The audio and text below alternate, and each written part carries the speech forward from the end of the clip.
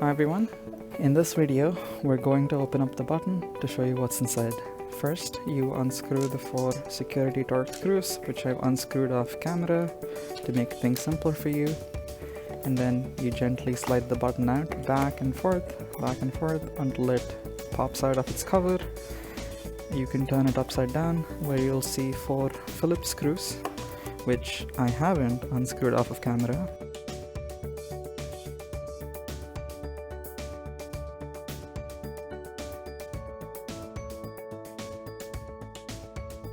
And you can see, and you can retrieve the printed circuit board that contains the battery within.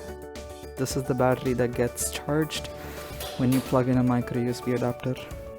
Now, some of these PCBs are usually press fit into place, so I'm going to take this off camera and I'll gently pry this out.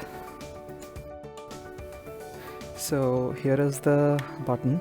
I've successfully managed to get the printed circuit board out of the pieces that are holding it in.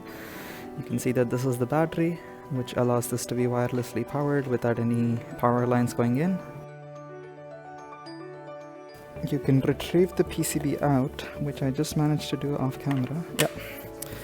So here's the PCB, and you can see that these are the 4 buttons that we can press, followed by the 4 LEDs that are on the edges of the button.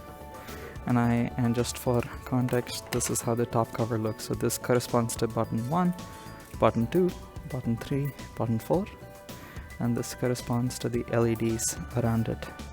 Now in the center, you can see that this is the microcontroller that communicates with our gateway and transmits the button presses out of the device.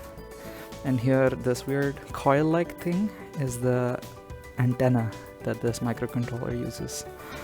All the other small parts are used for the charging circuitry to ensure that the battery doesn't go above its rated voltage or under its rated voltage, essentially protecting everything so that everything's safe for the end user.